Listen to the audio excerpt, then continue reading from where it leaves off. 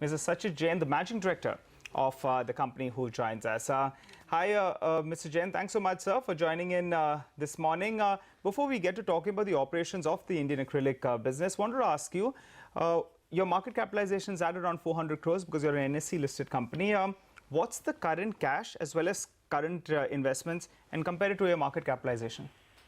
Nigel, just a correction. I'm a director. I'm just a board director on the company. I'm not the managing director of this company. All right. Mr. P.K. Chaudhary is the managing director of this company. All right, sir. All right. With that point, sir, well noted, sir. Yeah, so the cash is around 220 to 250 crores, in that range. 220 to around? 250. And your market capitalization currently is around 420 crores approximately. Yes, that's right. All right. So what do you plan on doing with this kind of cash? You know, you have done a buyback in the parent company. That's Vardhman Textiles. For Vardhman Acrylics, what kind of plans you have? That's a rather huge cash balance, in fact, you're sitting on. Yes. So, in fact, we have been examining some investment proposals. We have examined looking at technical textiles. We have also examined other areas. So, as of now, we have not finalized on the expansion plan. Okay. And if at some stage we come to a conclusion that no other expansion plan, then eventually this cash will have to be distributed. Right. And we've already started the process of distributing out this cash. Last year we gave out 5 rupees dividend, special dividend per share. So the process has begun. So this is something which the next couple of years will become clearer. Okay, hi Mr. Jain. Good morning, sir. For the company, the performance itself in Q1 has been fabulous. Margins are now nearing almost a 22% mark on an operational level. You all have seen an 80% growth.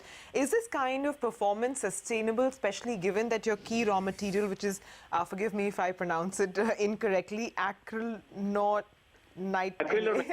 Yeah. Yes. Considering that the prices over there have surged about 25% odd, is this operational sustainable? If not on the top line, at least on the operational level? No, it's not sustainable. So what can we expect then for the rest of the year? You see, what is happening now is fiber prices will remain almost static or a little lower, but the ACN prices are rising.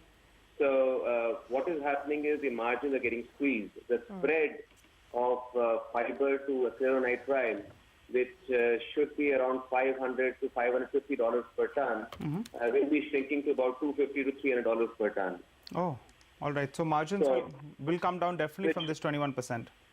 Yeah. See, we need to understand that PBDIT per kilo, which is a better way of looking at this thing for this industry rather than EBITDA margin, because prices fluctuate so much. In our first quarter was north of 30 rupees, whereas we believe the normal range should be between 15 and 25 rupees a kilo. All right. Just hold on to that thought, Mr. Jain. We have some news. Let's get back to the conversation we were having with you. Then give us a sense, sir, what is the current capacity? I believe the total capacity of the acrylic business in India is around 1 lakh tons. You can correct me if I'm wrong. And you have around 20% of the market share. I believe export market as well has been improving.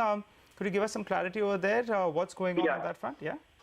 So the total capacity is about 110,000 tons.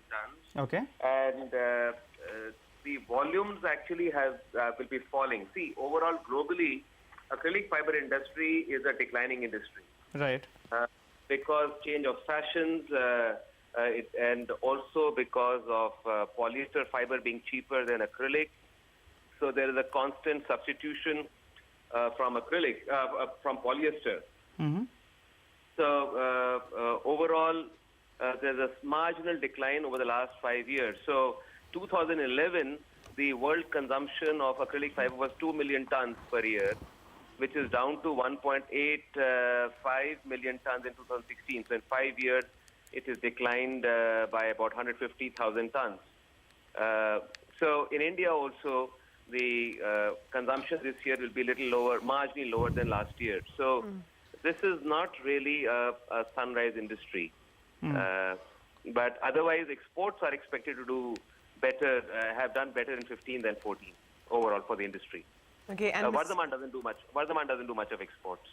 And sir, just to wrap it up, then one final question on the possibility of any merger with the listed Vardhman Textiles as well.